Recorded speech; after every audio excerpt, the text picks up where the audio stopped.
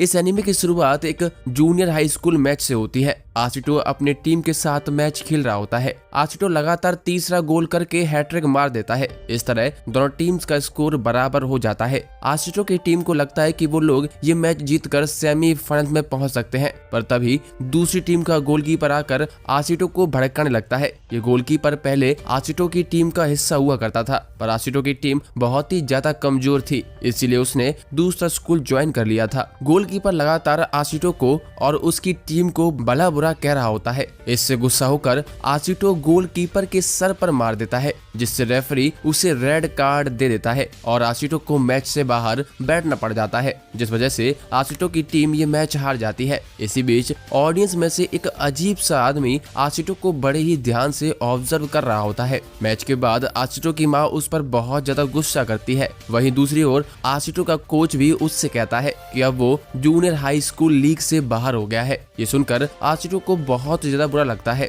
और वो रोने लग जाता है। अब शाम के टाइम आशिटो अपनी प्रैक्टिस कंटिन्यू करता है। वो लगातार 2 घंटे से रनिंग कर रहा होता है, जबकि अजीब सा आदमी जो उसे स्टेडियम में मिला था वो आशिटो को देख रहा होता है। आशिटो रनिंग की वजह से इतना ज्यादा थक चुका होता है कि वो भागते भागते बेहोश हो जाता है। वो अजीब सा आदमी आशिटो को पकड़ लेता है और पास के ही पार्क में बेंच पर लिटा देता है। थोड़ी देर बाद जब आशिटो की आंख खुलती है तो वो देखता है कि एक आदमी पार्क में फुटबॉल की प्रैक्टिस कर रहा है। वो आदमी एक शानदार शॉट मारता है। ये देखकर आशिटो उस आदमी से उसे भी सेम शॉट सिखाने के लिए कहता है। उस आदमी के बार बार सिखाने पर भी आशिटो वो शॉट नहीं मार पाता। ये देखकर वो आदमी सोचता है शायद मुझे कोई धोखा हुआ है। आशिटो बस एक एवरेज प्लेयर है जो बस अपने साथियों की वजह से गोल कर पाया था। पर आशिटो उस आदमी से कहता है कि जब वो फ्री होकर खेलता है तो वो बहुत अच्छा परफॉर्म करता है। पर आशिटो बहुत ही ज्यादा शॉर्ट टेम्पर्ड होता है, जिस वजह से उसे जल्दी ही गुस्सा आ जाता है। उसके इस बिहेवियर की वजह से कोई भी उसे अपनी टीम में एक्सेप्ट नहीं करता। इसके बाद आशिटो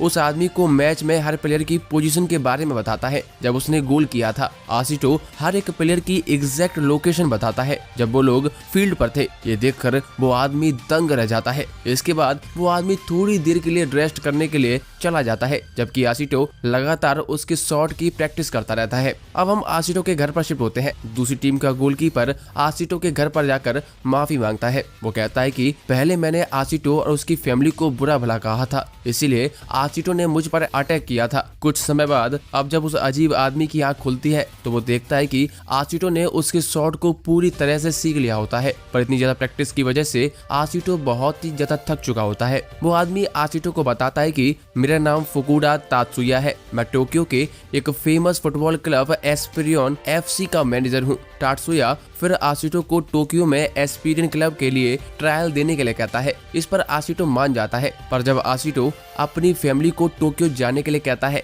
तो उसकी माँ सीधा ही उसे मना कर देती है, क्योंकि उनकी फाइनेंशियल कंडीशन इतनी ज्यादा अच्छी नहीं होती। इसीलिए आशिटो उदास हो जाता है और अपनी डेली लाइफ कंटिन्यू कर लेता है। पर एक दिन शाम को आशिटो का बड़ा भाई शुन आशिटो को बताता है कि तात्सुया एक बहुत ही फेमस इंटरनेशनल प्लेयर था, पर एक इंजरी की वजह से उसे जल्दी ही रिटायर होना पड़ा। इसके बाद शुन आशिटो को अपनी सेविंग देते हुए कहता है कि तुम्हें टोक्यो जरूर जाना चाहिए। ये सुनकर आशिटो बहुत ही ज्यादा खुश हो जाता है। इसके बाद अगले दिन आशिटो टोक्यो पहुंचकर ट्रायल देने के लिए चला जाता है। वहां पहुंचकर आशिटो देखता है कि एस्पिरियन क्लब बहुत ही ज्यादा बड़ा है। आशिटो ने पहली बार इतना ज्यादा ग्रीन ग्राउंड देखा होता है। इस वजह से वो गलती से तात्सुया की बहन हाना से टकरा जाता है। आशिटो को देखकर हाना को लगता है कि उसके भाई ने गलती से आशिटो को यहाँ पर बुला लिया है। तभी कोच वहाँ पर प्रेजेंट सभी 86 प्लेयर्स को बुला लेते हैं। सभी प्लेयर्स अपना वार्म अप शुरू कर देते हैं। हाना कहती है कि यहाँ पर बहुत सारे फेमस प्लेयर्स आए हैं, पर जरूरी नहीं है कि यहाँ आए प्लेयर्स में से कोई भी सिलेक्ट हो। फिर तुम कैसे सोच सकते हो कि तुम सिलेक्ट हो जाओगे? यहाँ पर सभी लोग किसी न किसी फेमस सॉकर क्लब से आए हुए हैं। अगर कोई सिलेक्ट होगा तो वो इन्हीं में से कोई होगा। हाना की बात सुनकर आशिटो जरा भी हार नहीं मानता है। इसके बाद आए हुए प्लेयर्स के बीच मैच शुरू हो जाता है और सभी कोचेस बड़े ही ध्यान से मैच को देख रहे होते हैं। हर एक मैच 20 मिनट का होता है। आशिटो अपनी हैबिट की वजह से अपनी टीम में किसी को भी बॉल पास नहीं कर रहा था और खुद ही गोल करता है। ये देखकर दूसरे प्लेयर्स आशिटो से लड़ जाते हैं। वहीं वहीं दूसरी ओर सभी लोग एक प्लेयर ताचिबाना के बारे में बात कर रहे होते हैं। ताचिबाना बहुत ही अच्छा प्लेयर होता है और वो आशिटो की अपोजिंग टीम में होता है। हाना भी ये मैच देख रही होती है। हाना अपने भाई तात्सुया से कहती है कि इनमें बहुत सारे प्लेयर्स बहुत कमजोर हैं, क्या उन्हें साथ में खिलाना सही रहेगा। इस पर तात्सुया कहता है कि हम यहाँ पर प्लेयर्स को उनकी स्ट्रेंथ के बेसिस पर जज नहीं कर रहे हैं, हम केवल उनकी इंटेलिजेंस देख रहे हैं। हम देखते हैं कि कोई भी प्लेयर आशिटो को बॉल पास नहीं कर रहा होता है, इसीलिए वो साइड से खड़ा हो जाता है। उसे देखकर कोच सोच रहे होते हैं कि आशिटो तो एकदम बेकारी है, जबकि आशिटो पूरी फील्ड और प्लेयर्स को ऑब्जर्व कर रहा होता है। आशिटो देखता है कि अगर उसे एज ए टीम खेलना है तो उसे टैक्टिक्स के साथ खेलना होगा। ये सोचकर आशिटो बॉल की तरफ बढ़ता है। आशिटो को मूव होता हुआ देखकर तात्सुया भी एक्साइटेड हो जाता है। आशिटो सीधा जाकर बॉल को कंट्रोल करने लगता है। अपोजिंग टीम से 2 प्लेयर आकर आशिटो को रोकने की कोशिश भी करते हैं, पर आशिटो अभी भी बॉल पास नहीं करता। इसके बाद 2 और प्लेयर्स आकर आशिटो को रोकने लग जाते हैं। इस तरह अब टोटल 4 प्लेयर्स आशिटो को रोकने की कोशिश करते हैं। आशिटो पहले ही पूरी फील्ड को ऑब्जर्व कर चुका होता है। आशिटो 4 प्लेयर्स को चकमा देते हुए बॉल को सीधा अपनी टीम को पास कर देता है और इसकी टीम गोल करने में कामयाब हो जाती है। इसके बाद टीम आशिटो के पास की तारीफ करती है। वहीं दूसरे कोचेस आशिटो के पास से बहुत ज्यादा हैरान रह जाते हैं। जो कोच आशिटो को देख रहा होता है वो तात्सुया से कहता है कि आशिटो को देखकर ऐसा लग रहा था कि जैसे उसे पता है कि फील्ड पर सारे प्लेयर्स कहां खड़े हुए हैं। इसके बाद तात्सुया अनाउंस करता है कि वो लोग थोड़ी देर में सिलेक्टेड प्लेयर्स की लिस्ट निकालेंगे। सभी कोचेस मिलकर प्लेयर्स की लिस्ट प्रिपेयर करने लगते हैं। वहीं आशिटो थोड़ा नर्वस होता है। लंच टाइम में जब आशिटो कैफेटेरिया में खाना लेने जाता है तो उसकी मुलाकात फिर से हाना से होती है। तब उसे पता चलता है कि हाना तात्सुया की बहन है। ये सुनकर आशिटो बहुत ज्यादा शॉक हो जाता है। थोड़ी देर बाद सभी 86 प्लेयर्स को ग्राउंड पर बुला लिया जाता है, जहां पर 11 सिलेक्टेड प्लेयर्स के नाम अनाउंस किए जाते हैं। इनमें ताचिबाना, ओटोमो, आशिटो और बाकी और 8 प्लेयर्स होते हैं। इसके बाद आशिटो ये खुशखबरी अपने बड़े भाई शुन को बताता है। ये न्यूज सुनकर शुन भी बहुत खुश हो जाता है। अब आशिटो धीरे धीरे करके सिलेक्ट हुए प्लेयर से बात करने की कोशिश करता है। इसमें ओटोमो, ताचिबाना और बाकी प्लेयर्स होते हैं। कुछ प्लेयर्स डरे हुए होते हैं क्योंकि अगर वो लोग सिलेक्ट नहीं होते तो उनका फुटबॉल करियर यहीं पर खत्म हो जाता, पर आशिटो उन्हें मोटिवेट करने की कोशिश करता है। थोड़ी देर बाद वहाँ पर तात्सुया भी आ जाता है। तात्सुया उन्हें टीम ए से इंट्रोड्यूस करवाता है। अब टीम बी को टीम ए के साथ मैच खेलना होता है। टीम ए के स्किल्ड प्लेयर्स को देखकर टीम बी थोड़ा डर जाती है, पर आशिटो उन्हें देखकर और ज्यादा एक्साइटेड हो जाता है। आशिटो अपने प्लेयर्स को मोटिवेट करता है और कहता है कि टीम ए के प्लेयर्स हमसे बस 1-2 साल ही तो बड़े हैं, हम लोग इन्हें हरा सकते हैं। इस पर ताचिबाना भी अग्री कर जाता है। इसके बाद टीम बी मैच के लिए प्रिपेयर करने लगती है। हम देखते हैं कि आशिटो को मोटिवेटेड देखकर टीम ए से एक प्लेयर आकात्सु आकर उससे बात करने की कोशिश करता है। आशिटो के शूज फट चुके होते हैं, पर आशिटो के पास एक ही शूज पेयर होते हैं, इसीलिए वो उन्हीं में खेलने का फैसला करता है। आकात्सु आकर आशिटो से हाथ मिलाता है और दोनों टीम्स के बीच मैच शुरू हो जाता है। शुरुआत में आशिटो की टीम बड़ी आसानी से गोल करने में कामयाब हो जाती है। ये देखकर ताचिबाना और आशिटो दोनों को ही लगता है कि कुछ तो गलत हो रहा है, क्योंकि टीम ए के पास एक्सपीरियंस भी काफी होता है। थोड़ी देर बाद टीम ए अपना सही गेम दिखाना शुरू करती है और देखते ही देखते बहुत सारे गोल कर देती है। तात्सुया अपनी बहन हाना को टीम ए की स्ट्रेटजी एक्सप्लेन करता है। टीम ए 1 टच स्ट्रेटजी यूज करता है, जिसमें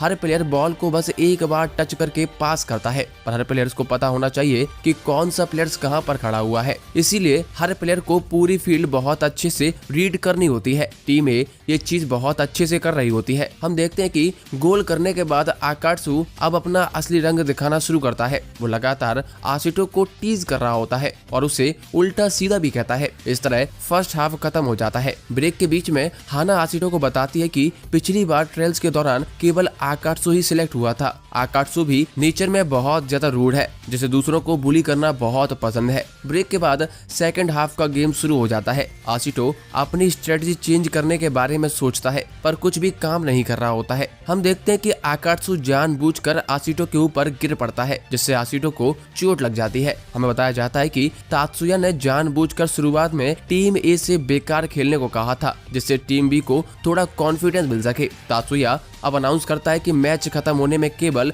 10 मिनट बचे हैं। जो भी प्लेयर्स इन 10 मिनट में अच्छा परफॉर्म करेगा केवल वही लोग सिलेक्ट होंगे। ये सुनकर टीम बी के मोस्टली प्लेयर बहुत ज्यादा निराश हो जाते हैं और पैनिक करने लगते हैं। वहीं आशिटो भी चोट की वजह से ठीक से चल भी नहीं पा रहा होता है। जब आशिटो तात्सुया को देखता है तो तात्सुया बहुत ही ज्यादा डिसअपॉइंटेड दिख रहा होता है। ये देखकर आशिटो को अपनी माँ और भाई याद आ जाते हैं। आशिटो की माँ ने उसके लिए बहुत महंगे फुटबॉल शूज खरीदे थे जिससे आशिटो फुटबॉल खेल सके। वहीं उसके भाई ने अपनी सेविंग्स आशिटो को दे दी थी जिससे वो आगे बढ़ सके। पर अगर आशिटो यहाँ पर फेल हो जाता है तो उसकी माँ और भाई दोनों ही बहुत ज्यादा डिसअपॉइंट होंगे। ये सोचकर आशिटो फिर से मोटिवेटेड हो जाता है और बॉल की तरफ भागने लग जाता है। टीम ए का प्लेयर आकात्सु को बॉल पास करता है पर आशिटो बीच में कूदकर बॉल को क्लियर कर देता है। वहीं दूसरी ओर आशिटो की माँ आशिटो के लिए परेशान होती है। आशिटो का भाई उसकी माँ को बताता है कि जूनियर लेवल प्लेयर की सैलरी एक ऑफिस वर्कर के बराबर होती है, इसलिए हमें चिंता करने की जरूरत नहीं है। ये सुनकर उसकी माँ को थोड़ा ठीक लगने लगता है। वहीं दूसरी ओर आशिटो गेम में अच्छा परफॉर्म करना शुरू कर देता है। आशिटो मैच में लगातार खुद को मोटिवेट करता है। ये देखकर मैच देख रहे सभी लोग आशिटो के लिए चीयर करना शुरू कर देते हैं। यहाँ तक कि हाना भी आशिटो के लिए ताली बजाने लगती है। ये देखकर आशिटो और ज्यादा मोटिवेट हो जाता है। अब मैच के लास्ट 3 मिनट बचे होते हैं। ताचिबाना और आशिटो मिलकर अपना बेस्ट दे रहे होते हैं जबकि टीम बी के बाकी प्लेयर्स बहुत ज्यादा थक चुके होते हैं। आशिटो बॉल को ताचिबाना को पास करता है जिस पर ताचिबाना एक शॉट मारता है जो जाकर टीम ए के प्लेयर के हाथ पर लग जाता है जिससे टीम बी को एक फ्री किक मिल जाती है। इस फ्री किक को ओटोमा शूट करता है। आशिटो हर कीमत पर एक गोल करना चाहता है इसीलिए वो बस मौके की तलाश में रहता है। ओटोमा बॉल को शूट करता है पर आकात्सु हेडर मार कर गोल को बचा लेता है। हम देखते हैं कि आशिटो सीधा बॉल के पीछे भाग रहा होता है। जैसे ही बॉल आशिटो को मिलती है आशिटो अपनी वर्ड आई टेक्निक का यूज करके पूरी फील्ड पर प्लेयर्स की पोजीशन का पता लगा लेता है और बॉल को लेकर वाइड जाने लगता है। ये देखकर टीम ए के प्लेयर बहुत ज्यादा हैरान रह जाते हैं। इसके बाद आखिर में आशिटो बॉल को ताचिबाना को पास कर देता है और ताचिबाना सीधा गोल की तरफ शूट करता है लेकिन फिर से आकात्सु बॉल को रोक देता है। तभी आशिटो सही जगह पर आकर बॉल को सीधा गोल में शूट कर देता है। इस तरह टीम भी गेम के आखिरी मिनट में गोल कर ही देती है। टीम भी ये मैच जीत जाती है। आशिटो भी गोल के बाद अपनी फैमिली याद करने लगता है। अब शाम के समय सिलेक्शन के लिए आखिरी इंटरव्यू होता है। तात्सुया आशिटो से टीम ए के बारे में पूछता है जिस पर आशिटो कहता है कि वो लोग स्ट्रांग है पर आपने उन्हें शुरुआत में गलत पोजीशन पर खेलने को क्यों कहा था। इस पर तात्सुया कहता है कि ये उनकी ट्रेनिंग का पार्ट था। फिर तात्सुया पूछता है कि तुम्हें गोल करते समय कैसा महसूस हो रहा था। इस पर आशिटो कहता है कि मैं गोल करते समय टीम ए के प्लेयर्स की स्ट्रेटजी समझ रहा था और अपनी माँ को याद कर रहा था। मैंने अब तक अकेले ही अपनी मर्जी से फुटबॉल खेला है पर अब मैं समझ गया हूँ कि एक टीम में एक दूसरे के सपोर्ट और स्ट्रेटजी के साथ खेलना कितना जरूरी है। मैं एक प्रो प्लेयर बनना चाहता हूँ जिससे मैं अपनी माँ का सारा कर्जा उतार सकूं जिसकी वजह से मैं आज यहाँ तक पहुँचा हूँ। लास्ट में आशिटो तात्सुया को शुक्रिया कहता है क्योंकि उसकी वजह से वो यहाँ तक आया था और आगे कहता है कि भले ही आज मैं सिलेक्ट नहीं होता हूँ तब भी मैं एक प्रो प्लेयर जरूर बनूंगा। इसके बाद आशिटो का इंटरव्यू खत्म हो जाता है और वो अपने गांव वापस आ जाता है। वापस आकर आशिटो अपने फ्रेंड्स और भाई को इंटरव्यू के बारे में बताता है और कहता है कि जितना हो सकता था मैंने उतना किया, अब देखते हैं क्या होता है। इसके बाद आशिटो अपनी पॉकेट से एक लेटर निकालता है। ये लेटर हाना ने दिया होता है। इसमें हाना ने आशिटो के लिए एक पूरा डाइट प्लान रेडी किया होता है। शाम को जब उसकी माँ वापस आती है तो वो आशिटो को एक और लेटर देती है जिसमें आशिटो के सिलेक्शन की न्यूज होती है। ये सुनकर आशिटो बहुत ज्यादा खुश हो जाता है। आशिटो की माँ हाना को फोन करती है। आशिटो की माँ सिलेक्शन से इतनी ज्यादा खुश नहीं होती क्योंकि आशिटो को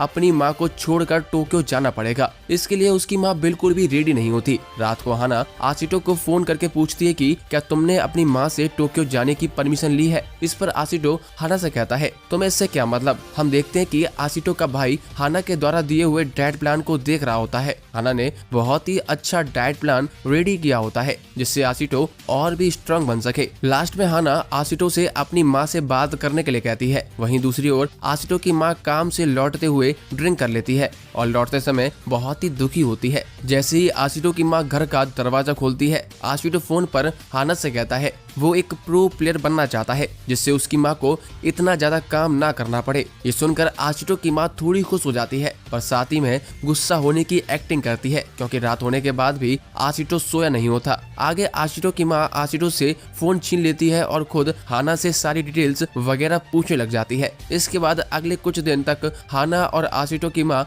आशितो के जाने के सारे डॉक्यूमेंट्स को रेडी करते हैं। आशितो अभी तक अपनी माँ से ठीक से बात भी नहीं कर पाया होता है। कुछ ही दिनों में आशितो के टोक्यो जाने का दिन करीब आ जाता है। आशितो की माँ आशितो का बैग पैक कर रही होती है। उसके बाद आशितो को ऑल द बेस्ट कहती है। आशितो की माँ को कुछ काम होता है इसीलिए आशितो की माँ उसे स्टेशन छोड़ने नहीं जा सकती है। ये सुनकर आशितो थोड़ा उदास हो जाता है। इसके बाद आशितो अपने स्कूल जाता है और अपनी सभी दोस्तों को अलविदा कहता है। फिर आशितो का भाई शुन उसे छोड़ने के लिए चला जाता है। शुन आशितो को अपना ध्यान रखने के लिए कहता है। आशितो अपने भाई शुन को शुक्रिया कहता है। साथ ही में वो हाना के लिए भी बहुत ग्रेटफुल था क्योंकि हाना ने भी उसकी बहुत हेल्प की थी। आशितो थोड़ा सा उदास भी था क्योंकि वो अभी तक अपनी माँ से ठीक से बात भी नहीं कर पाया था। आशितो लगातार अपनी माँ के बारे में सोच रहा था इसीलिए वो सॉकर पर फोकस नहीं कर पाता है, जिस वजह से आशितो सब छोड़कर केवल सॉकर पर फोकस करने की सोचता है। जैसे ही आशितो स्टेशन पहुंचता है वहां पर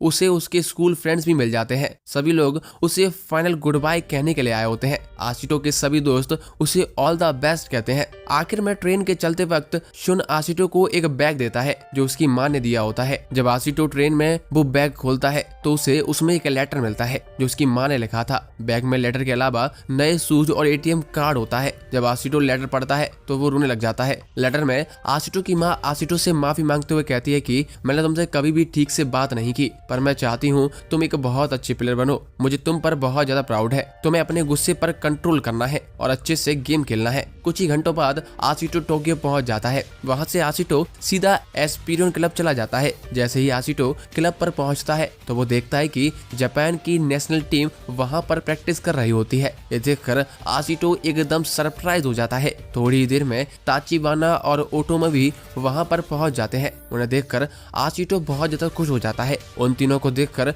दो लड़कियां उनके ऑटोग्राफ लेने के लिए वहां पर पहुंच जाती हैं। जब आशितो कॉपी पर साइन कर रहा होता है तो उसे कॉपी पर एक और प्लेयर का साइन दिखता है जिसका नाम हारुहिसा कुरियबायाशी होता है। ये एक बहुत ही ज्यादा टैलेंटेड प्लेयर है जो अभी नेशनल टीम के साथ प्रैक्टिस कर रहा है। मोस्टली फैंस का मानना है कि कुरियबायाशी बहुत जल्दी जापान के फुटबॉल को बहुत आगे तक लेकर जाएगा। उसे देखकर आशितो सोचता है उसमें और कुरियबायाशी में केवल 1 साल का डिफरेंस है। अगर वो भी यूथ लेवल पर अच्छा परफॉर्म करता है तो वो भी नेशनल प्लेयर्स के साथ जूनियर लीग में पार्टिसिपेट कर सकता है। आगे हॉस्टल में आशितो की मुलाकात 2 और स्टूडेंट्स से होती है जिन्होंने टेस्ट के दौरान टीम ए से खेला था। इसमें काले बाल वाला लड़का जिसका नाम यूमा मोटोकी होता है और गोल्डन हेयर वाला लड़का जिसका नाम जून मार्च होता है। असल में ये 2 स्टूडेंट भी आशितो के जैसे ही फर्स्ट ईयर स्टूडेंट होते हैं। टीम ए में प्लेयर्स की कमी थी इसीलिए इन दोनों को टीम ए की साइड से खेलना पड़ा था। आगे हॉस्टल वार्डन सभी को उनकी प्रैक्टिसिंग किट दे देता है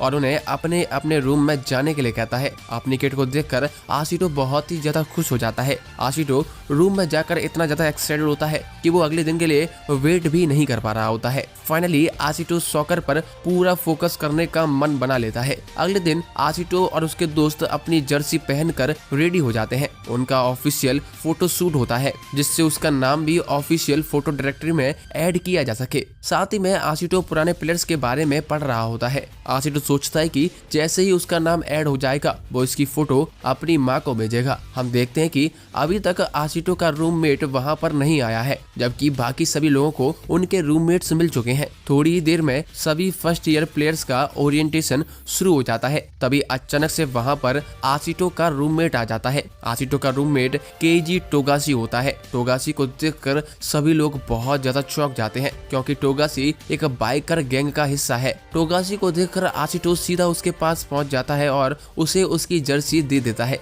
जब टोगाशी को पता चलता है कि आशितो सीधा ट्रायल से भर्ती हुआ है ना कि जूनियर यूथ टीम से प्रमोट होकर यहाँ आया है, ये सुनकर टोगाशी को थोड़ा अच्छा लगता है। इसके बाद टोगाशी भी अपनी सीट पर बैठ जाता है। हालांकि सभी लोग आशिटो को टोगाशी से दूर रहने के लिए कहते हैं, क्योंकि सभी की नजरों में टोगाशी एक बुरा लड़का है। टीम बी के कोच नोजोमी सभी को शांत होने के लिए कहते हैं और बताते हैं कि तात्सुया ने टोगाशी को चुना है तो जरूर कोई स्पेशल बात होगी, क्योंकि तात्सुया कभी भी गलत नहीं होता। नोजोमी सभी को बताता है कि जो भी प्लेयर्स अच्छा खेलेगा उन्हें टीम बी से टीम ए में प्रमोट कर दिया जाएगा। ये सुनकर ताचिबाना आशिटो को अपना बेस्ट देने के लिए कहता है, जिससे दोनों लोग एक साथ टीम ए के लिए खेल सके। ओरिएंटेशन के बाद आशिटो थोड़ा रेस्ट करने की सोचता है, जिससे प्रैक्टिस मैच में अच्छा खेल सके। इसीलिए वो हेड कोच के ऑफिस के बाहर बेंच पर बैठ जाता है। वहीं दूसरी ओर हेड कोच तात्सुया और नोजोमी ऑफिस में डिस्कशन कर रहे होते हैं। हेड कोच प्रैक्टिस मैच के लिए मना करते हैं, क्योंकि अभी नए प्लेयर्स बिल्कुल भी इसके लिए रेडी नहीं है। ऊपर से उन्हें एक दूसरे के बारे में भी पता नहीं होता है। पर तात्सुया कहता है कि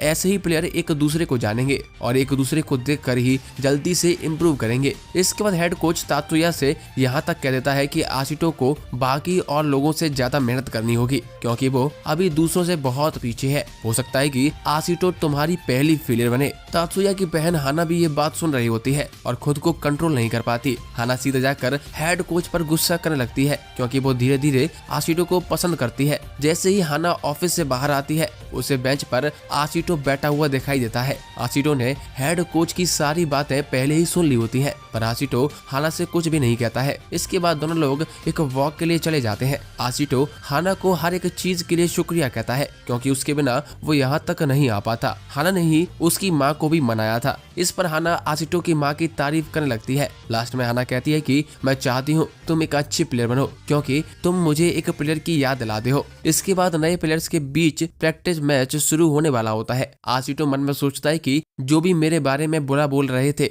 मैं उन्हें गलत साबित कर दूंगा। साथ ही में आशिटो उन सभी के बारे में सोचता है जिसकी वजह से आशिटो यहाँ तक आ पाया है। थोड़ी देर में प्रैक्टिस मैच शुरू हो जाता है। मैच के शुरू होते ही आशिटो गोल करने में लग जाता है। आशिटो जानबूझकर गोल के सामने जाता है और सभी को बीट करते हुए गोल कर देता है। इसके तुरंत बाद आशिटो अपनी वर्ड आई टेक्निक यूज करता है और एक और गोल कर देता है। 2 गोल के बाद भी आशिटो सेटिस्फाई नहीं होता। वहीं दूसरी ओर टीम बी के कोच नोजोमी मैच को बड़े ही ध्यान से देख रहे होते हैं। नोजोमी को लगता है कि टैलेंटेड होने के बाद भी आशिटो के गेम में थोड़ी कमी है, जिस वजह से वो अभी टीम ए में प्रमोट नहीं हो सकता है। जैसे जैसे मैच आगे बढ़ता है, आशिटो की स्किल्स की कमी की वजह से वो पीछे छूटने लग जाता है। जो लोग एस्पिरिन क्लब को स्पॉन्सर करते हैं, उसकी लड़की काइडो भी ये मैच देख रही होती है। वो कोच से कहती है कि आशिटो जब तक अपनी स्किल्स ठीक नहीं करता है तब तक वो प्रो टीम के लिए एकदम बेकार है। इस पर कोच नोजोमी कहते हैं कि आशिटो केवल अपनी इंट्यूशन के बेसिस पर खेलता है, जिस वजह से वो अच्छे गोल्स कर पाता है। लेकिन उसे रियलाइज नहीं होता कि अपोनेंट टीम ने अपनी स्ट्रेटजी चेंज कर दी है। आशिटो को खुद भी नहीं पता है कि वो गोल कैसे करता है और ना ही वो किसी को ये चीज एक्सप्लेन कर पाता है, जिस वजह से आशिटो को और ज्यादा परेशानी होती है। गेम में बस 5 मिनट बचे होते हैं और कोई भी आशिटो को बॉल पास नहीं कर रहा होता है। आशिटो समझ नहीं पा रहा होता है कि सभी प्लेयर्स अलग अलग मूव क्यों कर रहे हैं। आशिटो थोड़ा परेशान होने लगता है। तभी उसका अपोनेंट जुन आकर आशिटो को टीज करता है। ये देखकर आशिटो गुस्सा हो जाता है और बॉल की तरफ भागने लगता है। वहीं दूसरी ओर आशिटो का टीममेट युमा एक अच्छा प्लेयर है। वो दूसरे प्लेयर्स के साथ अच्छी तरह से कम्युनिकेट कर रहा होता है। वो खुद गोल ना करके बॉल को पास करता है। ये देखकर आशिटो और ज्यादा परेशान होने लगता है। स्पॉन्सर की बच्ची काइडो हाना से कहती है कि जो प्लेयर दूसरों के साथ अच्छी तरह से कम्युनिकेट कर पाते हैं और अपनी स्ट्रेटजी को एक्सप्लेन कर पाते हैं, वही आगे जाकर अच्छे प्लेयर बनते हैं। युमा ही आशिटो के इंटेंशंस को पढ़कर उससे बॉल पास करता है, जिस वजह से आशिटो गोल कर पाता है। केवल युमा ही था जो दूसरों के साथ अच्छी तरह से कम्युनिकेट करके पूरी टीम को आगे लेकर गया था, जिस वजह से युमा इस मैच के बाद टीम ए में प्रमोट कर दिया जाता है। मैच के खत्म होने के बाद आशिटो बहुत ज्यादा दुखी होता है और बेंच पर अकेले बैठा होता है। आशिटो को समझ नहीं आता कि आखिर गोल करने के बाद भी वो ए टीम में सिलेक्ट क्यों नहीं हुआ है और कोई भी उसे बॉल पास क्यों नहीं कर रहा था। उसे कुछ भी समझ नहीं आता। तभी वहां पर आकात्सु आ जाता है। आकात्सु और बाकी सीनियर्स ने भी आशिटो का ये मैच देखा था। आकात्सु आकर आशिटो को बताता है कि तुम्हारे अंदर स्किल्स की कमी है और फिर से आशिटो को बुली करने लगता है। आकात्सु फिर से आकर आशिटो की फैमिली के बारे में बुरा भला कहता है और उसे वापस जाने के लिए कहता है, पर आशिटो सोचता है कि कुछ भी हो जाए मैं हार नहीं मानूंगा। इसके बाद आशिटो सीधा कोच नोजोमी के पास चला जाता है और उसे सिखाने के लिए कहता है। दूसरी तरफ काइडो और हाना दोनों आशिटो के बारे में बात कर रहे होते हैं। हाना कहती है कि आशिटो मुझे यंग तात्सुया की याद दिलाता है। तभी वहाँ पर तात्सुया भी आ जाता है। तात्सुया सभी को बताता है कि आशिटो नोजोमी के साथ प्रैक्टिस कर रहा है। इसके बाद सभी लोग आशिटो की प्रैक्टिस देखने के लिए चले जाते हैं। आशिटो खूब मेहनत के साथ प्रैक्टिस कर रहा होता है। ये देखकर हाना को विश्वास हो जाता है कि आशिटो जरूर एक दिन प्रो प्लेयर बन जाएगा। अगले दिन प्रैक्टिस मैच के दौरान आशिटो फिर से बॉल पास नहीं कर रहा होता है, इसीलिए उसका सीनियर केंटो आशिटो को डांटने लगता है। तभी वहाँ पर एक और सीनियर प्लेयर आ जाता है। इसका नाम तायरा होता है। तायरा केंटो को समझाता है कि आशिटो अभी बॉल पास करना सीख रहा है, जरूर आशिटो में कुछ खास बात होगी, इसीलिए तात्सुया ने आशिटो को यहाँ पर रखा है। आगे प्रैक्टिस मैच के बाद आशिटो फिर से अकेले ही ट्रेनिंग कर रहा होता है, पर वो अभी भी ठीक से पास नहीं कर पाता। इससे आशिटो बहुत ज्यादा फ्रस्ट्रेटेड हो जाता है। तभी वहाँ पर ओटोमो और ताचिबाना आ जाते हैं। दोनों लोग आशिटो की ट्रेनिंग में हेल्प करने लगते हैं। अगले दिन आशिटो प्रैक्टिस मैच के लिए ठीक से खड़ा भी नहीं हो पा रहा होता है। यह देखकर नोजोमी उसे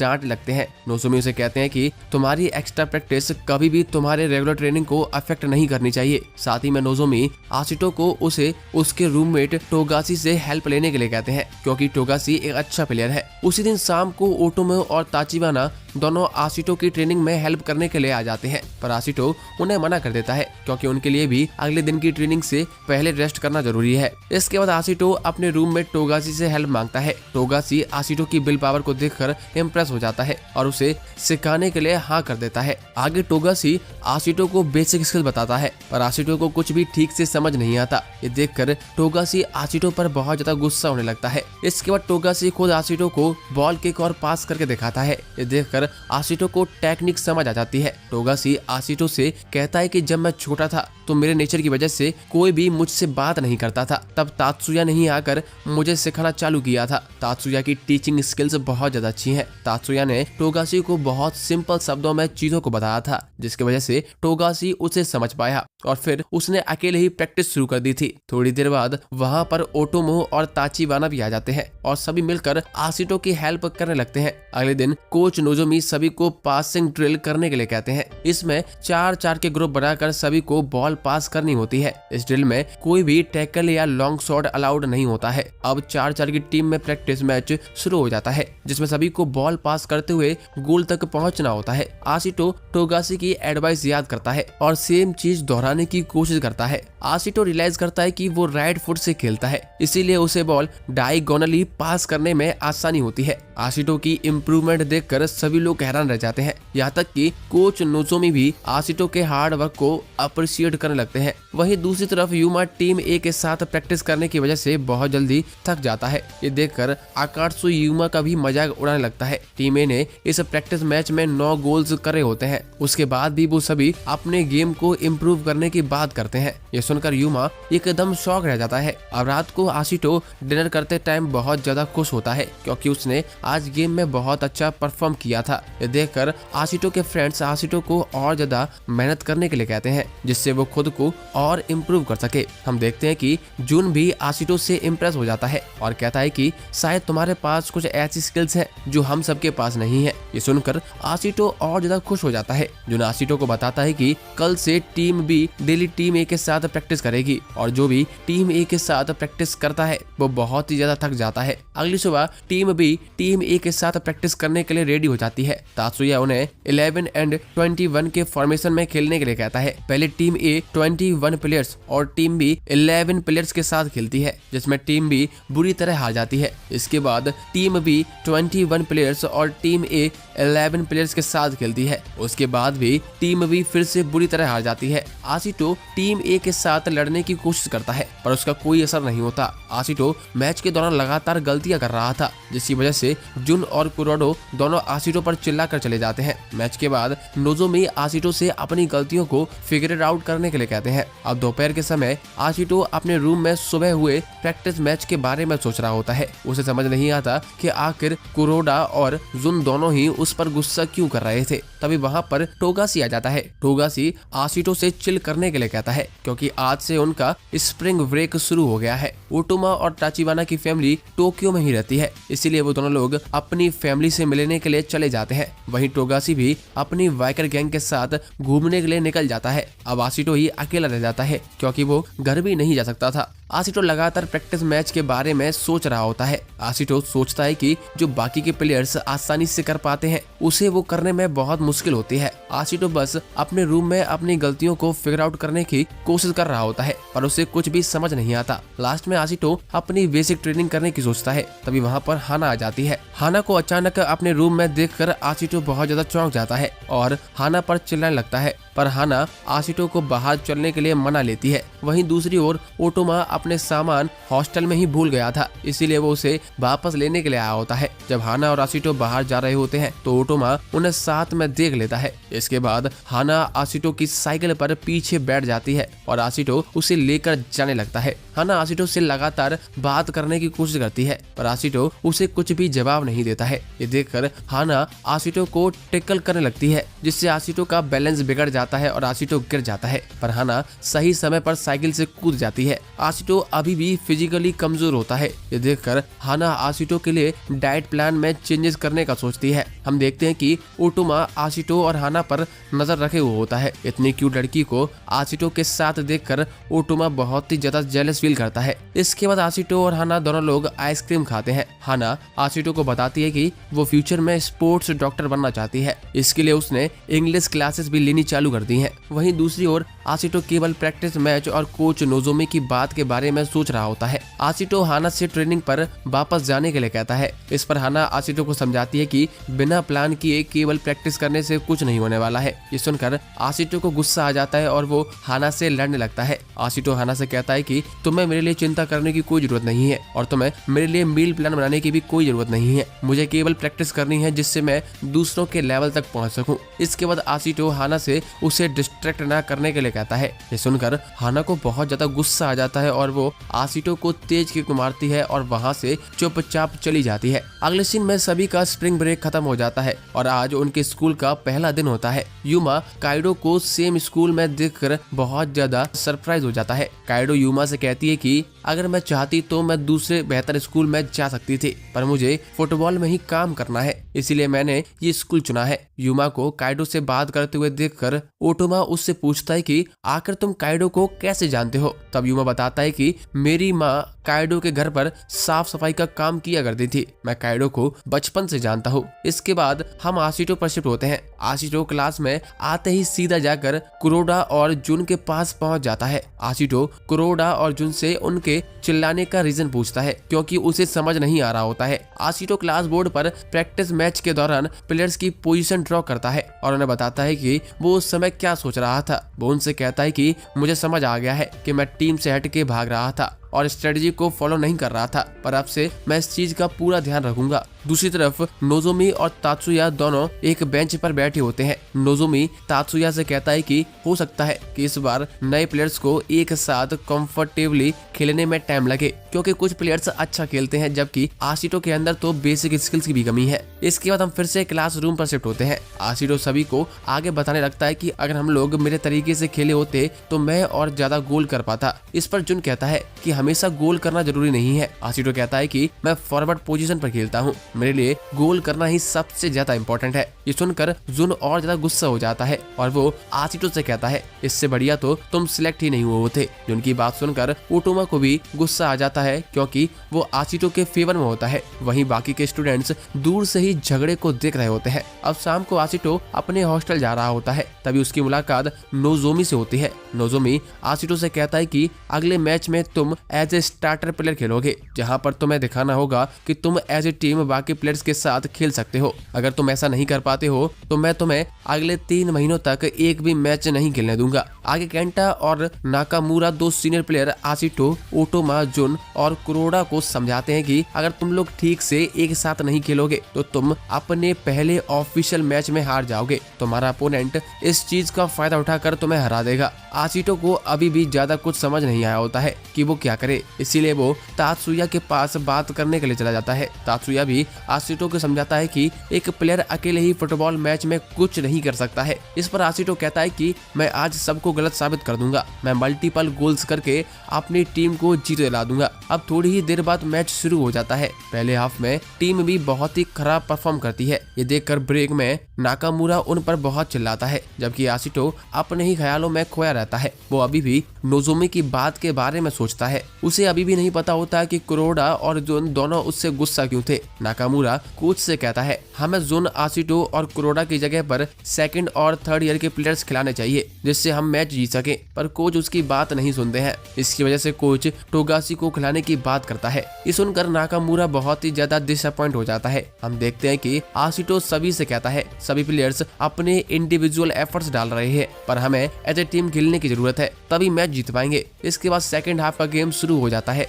आशितो रियलाइज करता है कि प्रैक्टिस मैच के टाइम पर आशितो, कुरोडा और जुन तीनों सेम लाइन पर थे। जुन एक डिफेंडर होने के बाद भी गोल की तरफ भाग रहा होता है, जबकि कुरोडा हमेशा आशितो और जुन के बीच में होता है। तब आशितो को समझ आता है कि केवल वही है जो बाकी प्लेयर्स के साथ खेलते टाइम आई कांटेक्ट नहीं कर रहा है। मैच शुरू हो जाता है। असिस्टेंट कोच आकी कोच नोजोमी से प्लेयर्स को स्विच करने के लिए कहती है, पर नोजोमी उसे वेट करने के लिए कहता है, क्योंकि उसे बिलीव होता है कि आशितो खुद फिगर आउट कर लेगा कि क्या गलत हो रहा है। तभी हम देखते हैं कि जुन, आशितो और कुरोडा तीन एक साथ मिलकर खेलने लग जाते हैं। जनरली स्पोर्ट्स में बात करने का टाइम नहीं होता है, इसलिए प्लेयर्स एक दूसरे से आई कांटेक्ट के जरिए बात करते हैं। जुन, आशितो और कुरोडा तीन एक साथ अच्छे से कम्युनिकेट कर पाते हैं। इससे कुछ ही मिनट्स में गेम बदल जाता है। आशितो बॉल को गोल की तरफ ले जाता है और जुन को पास कर देता है। जुन फाइनली बॉल को सीधा गोल में मार देता है। ये देखकर नाकामुरा दोनों से बहुत ज्यादा खुश हो जाता है। आशितो ने खुद बॉल जुन को पास की थी। तब आशितो को टीम प्ले की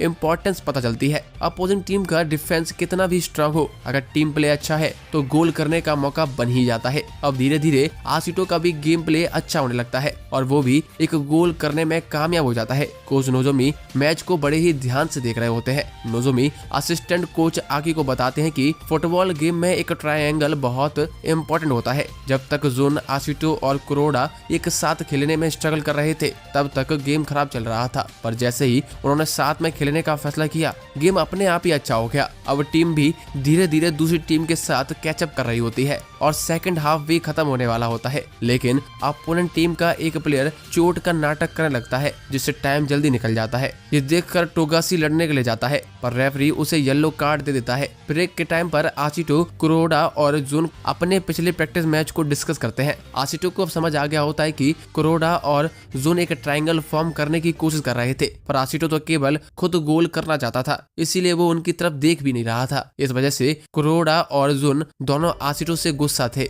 जुन देखता है कि आशितो ने बड़ी जल्दी इस चीज को सीख लिया है। ये देखकर जुन थोड़ा हैरान रहता है। ब्रेक के बाद मैच फिर से शुरू हो जाता है। आशितो अब पूरी तरह से ट्रायंगल का कॉन्सेप्ट समझ चुका होता है। आशितो इसका यूज करके बॉल पास करता है और आखिरी में ओटोमा तीसरा गोल करके स्कोर को बराबर कर देता है। अब दोनों टीम 3-3 पर होती हैं। आशितो लगातार सोच रहा था कि अब अपोजिंग टीम क्या करने वाली है। वहीं मैच काइडो, हाना और यूमा तीनों देख रहे होते हैं। पिछले गोल में आशितो ने एक फेक रन ट्राई किया होता है, जिससे अपोजिंग टीम को लगता है कि बॉल आशितो को पास होगी। इस वजह से वो ओटोमा को खाली छोड़ देते हैं। आशितो इस सारों में बॉल को ओटोमा को पास करने के लिए कहता है। इस तरह ओटोमा तीसरा गोल करने में कामयाब हो जाता है। यूमा और काइडो ने अपने क्लासरूम में आशितो की ड्राइंग भी देखी होती है, जो वो जुन और कुराडो को प्रैक्टिस गेम के बारे में बता रहा था। ये देखकर यूमा और काइडो दोनों ही शॉक रह जाते हैं। काइडो यूमा और हाना से कहती है कि आशितो दूसरों के मूव को बहुत अच्छी तरह से प्रिडिक्ट कर सकता है। अगर आशितो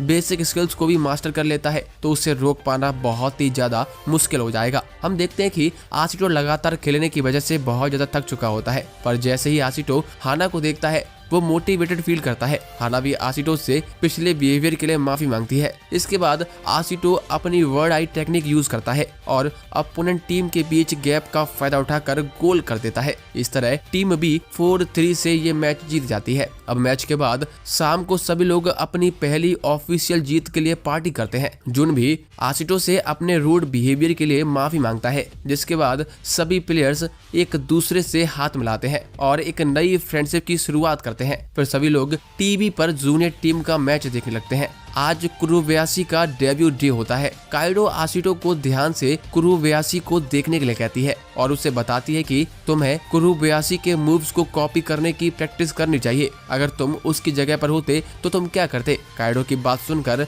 आशिटो एकदम ही शॉक रह जाता है। तो दोस्तों यहाँ पर होती है वीडियो खत्म। अगर आप इसका अगला पार्ट चाहते हैं तो कमेंट में जरूर बताएं और वीडियो को ज्यादा से ज्यादा लाइक करें।